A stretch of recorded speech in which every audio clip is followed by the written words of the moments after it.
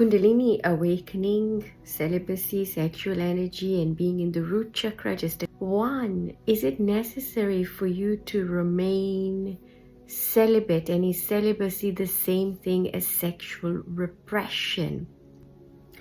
Celibacy for us, for our purposes, for those of you who are experiencing a Kundalini awakening and who want for the Kundalini to rise from wherever it is right now, and for us to understand why it is in certain places and how it manifests itself in certain points and then into practical aspects of our life. When Kundalini is pronounced between the level of the heart and the level of the Muladhara, the root, and that is between the anus and the perineum. So between these two sections, the heart and the anus and the perineum, you'll find that there are so many different organs, so many different vital organs inside of us, including the gut, including the stomach, the spleen, liver, kidneys. And all of these are affected by our energetic body. All of these are affected by our thoughts. All of these are affected by the command that we give to them, how well they function. And all of these in turn have a particular emotion attached to them. When your energy is more pronounced in your Muladhara, so there is a fear of death. Sometimes we don't engage in sexual acts just because we're chasing the bliss, which is what we have said in a previous post, that bliss itself is what carries the potency. If you've experienced that bliss, how does that moment to that orgasm feel? That excitement, that level of excitement is the level of excitement it takes for creation to take place, for things to move. Now imagine if that level of excitement or that sensation, rather than being released or let go of, or that you're using it to that, and then you keep getting that same feeling and you keep chasing after that place. Imagine if you then use that power upwards. So you're not suppressing any sexual energy, you're not repressing it, you're merely offering it another outlet or inlet. If you repress it and sexual energy does not express itself, that can cause a lot of issues for us. You have an open root chakra, open Swadhisthana. When you have all of your energy working efficiently, then none of these things will be destructive to you. So when you decide to discharge of your sexual energy and you decide that you're going to do this either via another person or yourself, but you basically want to use that towards that sensation or towards the bliss or towards the orgasm. So you're giving that some form of expression. A form of expression of it is also when you utilize it towards other creativity. So when you're utilizing that to create something else, for example, the ideas that we have, innovations that we have,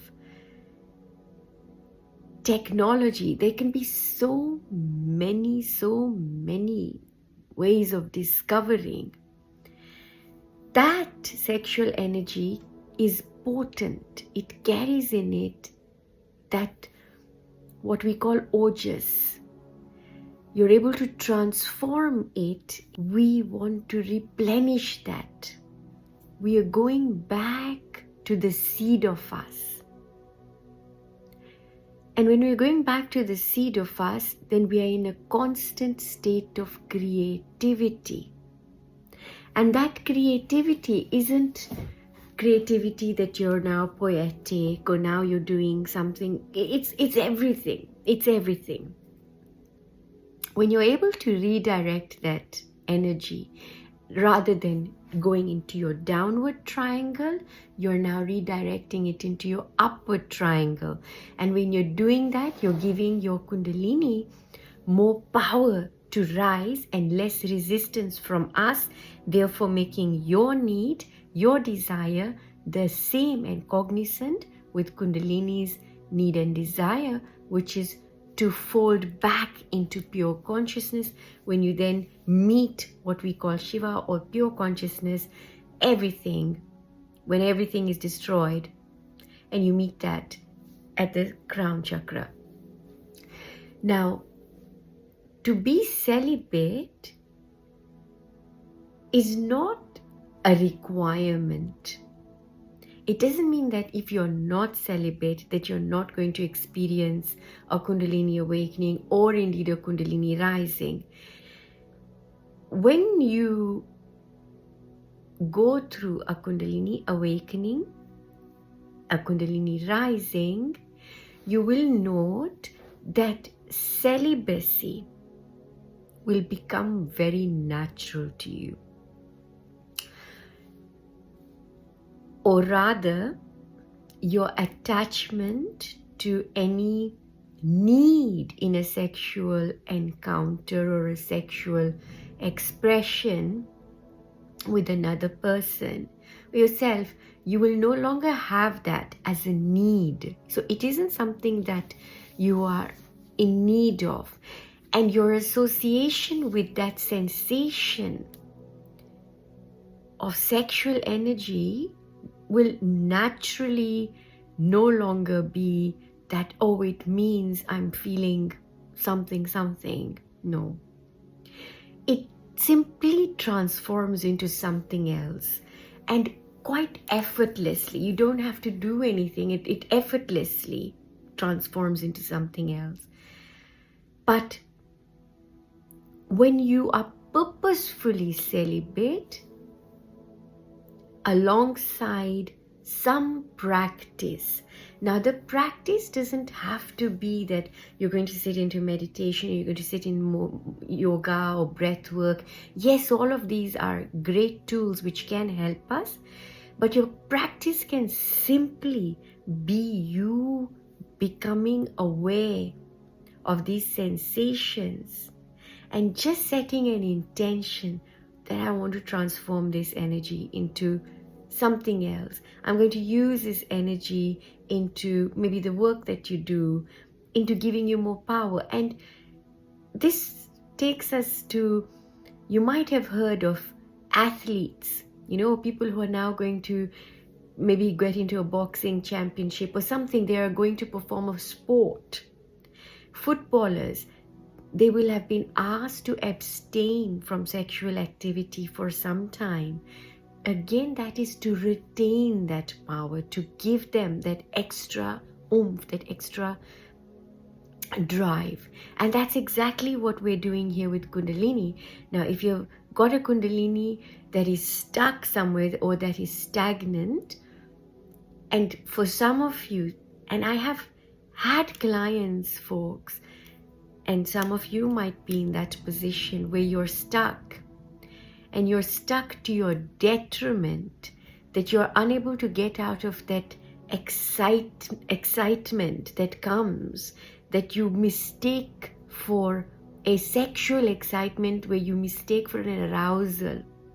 Because Kundalini awakening can create that sensation of an arousal, but that arousal, once you stop associating a sexual arousal with a need for release or a need to engage in an act with another person or yourself. So when you drop that association of what does that sexual energy actually mean, what does that sensation mean, if you attach no meaning to that sensation, you might find yourself suddenly full of energy. You want to do something, maybe you want to run, maybe you want to write, maybe you want to draw, you want to burst into sort of poetic expression or something, but there will be some form of expression. But because we are so accustomed to wanting to attach that which we know, that which we are most familiar with that sensation. And for those of you who may have gone through sexual trauma, sexual assault, CPTSD, PTSD, this will be a very sore topic. And this is something that you've probably shut yourself down involuntarily. And so you have a lot of repressed sexual energy inside, and art therapy or any form of an expression, so anything that you can do that's going to allow that energy to express itself, will assist in healing. Because before we can even get to this point, and a lot of you again who have gone through these things, ones that are experiencing spontaneous Kundalini awakenings, because there has been that build-up of that pressure, but we're unable to unfold it into something beautiful, or we're unable to cross over to something else because we've got that repressed sexual energy, because we've got that stored trauma, which is why we've said that it is absolutely vital to heal. Celibacy is not a requirement for any form of spiritual attainment, or whatever you want to call it, self-realization, enlightenment, or getting to know yourself. No, it's not.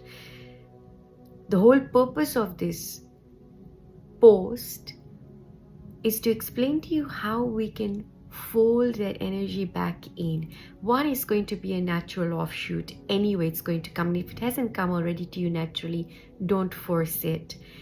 If you do feel inclined towards celibacy and it has come to you very naturally, there is one thing being celibate, and then there is one thing being celibate but repressing your sexual energy and sexual expression. Sexual energy, to be expressed, it does not have to be expressed through expression with another person or yourself. Sexual energy can be expressed in so many different ways, because sexual energy is creative potential. It doesn't have to be expressed in the way that we associate it to be expressed as. And there is a lot of healing that is needed around this topic. A lot of healing for those of us who have unfortunately been interfered with when we were beginning to understand or beginning to come into that sexuality. Then apart from that, we have dogma, religion, we have so many other beliefs around this that then added this other layer of guilt and shame. And now, when we're talking about Kundalini, because she is that pure, potent, full life force, energy, everything. She is everything. And in order for her to ascend, one of the things that will naturally happen is that sexual energy will transform. It doesn't mean that you've got to go cold turkey. It doesn't mean that, okay, now we're going to be celibate or we're going to do it. Those are personal choices that you can make. Some will come naturally and you won't feel like. And those of you who are married, those of you who are in loving relationships, that are balanced, where there's no push and pull. Those of you who are in beautiful sacred unions, you might find that these unions are going to enhance certain experiences in you. They might bring you to more elevated states. If you're able to hold that energy, you're able to go into higher states of evolution within us. But to be able to do that, so much healing must take place, so much letting go of garbage, letting go of belief systems, because in that freedom of also sexual union, which what we call that divine union, Shiva and Shakti, divine masculine, divine feminine, when you're in your full expression as the divine masculine or the divine feminine, and you're in that itself, you can experience holy communion. Celibacy is not about you simply folding in full, that you're not holding yourself, you're not repressing, but you're simply redirecting sexual energy.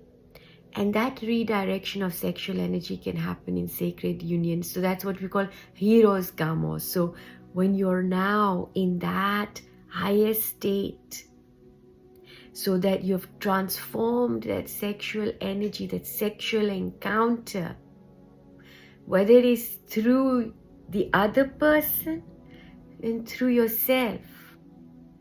You see, it's a higher suprasex, that state that you're getting yourself into.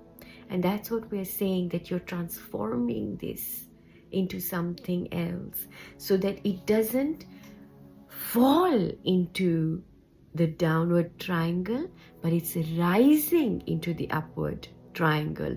And it's that in that rising of the upward triangle, you can then transform it and have experiences that are transcendental. And this is where a lot of you might have heard of tantric sex. There is so much that is misunderstood and misused, sadly, that has gone into other ways. But Tantra is a technique. Tantra is, a focused technique where you're using your tan, your body, into a rhythm of all that is. And you're using it to raise. You're raising your Kundalini, you're raising your life force, you're raising your sexual energy, you're raising everything and focusing it to pure consciousness, because you're now folding in. You're folding in. Like lotus blooms, now it's all going inward.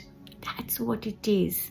Remember, when we're on this path, your belief systems will need to be dropped. And your experience will need to be direct. Because information is just that. Knowledge is simply just information. It becomes wisdom when it's realized. And that direct experience is absolutely vital for you to have any form of realization. It is your experience that is going to tell you where you are. Yes, we've been focusing on Kundalini awakening recently. That's the calling. That's what comes. And so that is what it is for now. Lots of love. As always, thank you for staying tuned in. Not to this channel, but tuned into yourself. Tuned into your own awareness. And with that attunement, you'll realize it was the only attunement that was ever needed.